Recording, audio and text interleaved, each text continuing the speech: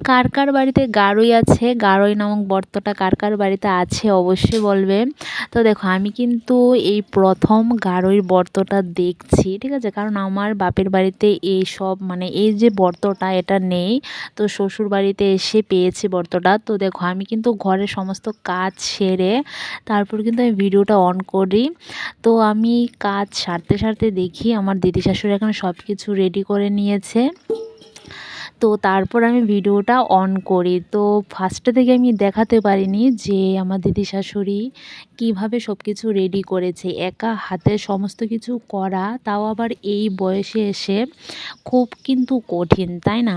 তো এখানে দেখো গর্ত করা থেকে ধরে সব কিছু কিন্তু আমিও দেখি গারুই বর্তটা কিভাবে করে, কারণ আমাকেও করতে হবে, কারণ আমারও শাশুড়ি নেই। এটা নাকি শাশুড়ির বর্ত।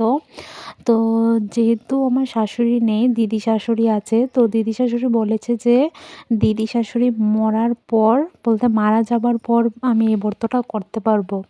তো এখন থেকে দেখে রাখি কিভাবে করে, তাই না? তার জন্য কিন্তু আমি ভিডিওটা করে রাখছি। যদিও দিদি শাশুড়ি মারা যায়, তাই না, মানুষের কথা তো বলা যায় না, আজকে আছে কালকে নাও থাকতে পারে। তারপর যাতে আমি এগুলো দেখে দেখে পূজার কাজটা করতে পারি।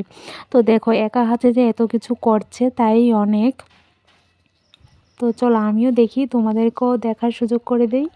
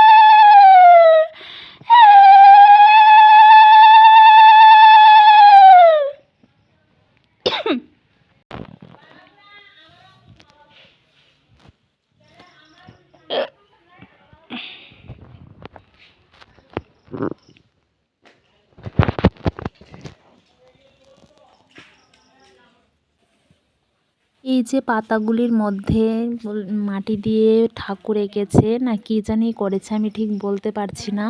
তো এগুলো নাকি রাস্তার মধ্যে নিয়ে গিয়ে কাটবে, কারণ আমি প্রথম থেকে তো দেখিনি, তার জন্য কিছু বলতে পারছি না। যতটুকু পেরেছি অতটুকু থেকে ভিডিওটা করছি। তো দেখো এখানে দাও আর ইটগুলি নিয়ে চলে যাচ্ছে কাটার জন্য রাস্তার মধ্যে। এটা কিন্তু বাড়িতে কাটা যাবে না, রাস্তার মধ্যে নিয়ে কিন্তু কাটতে হবে।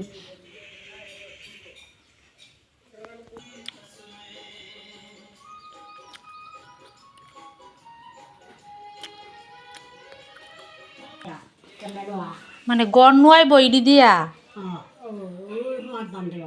ও বাবু দিব।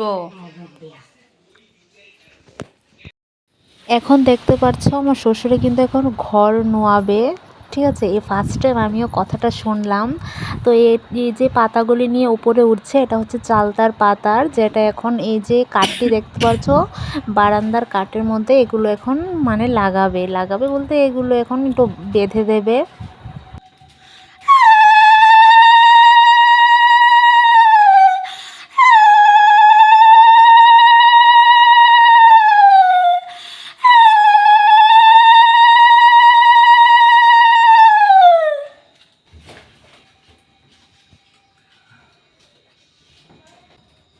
চলা বানালে কি বানাই দেখতে পেলাম।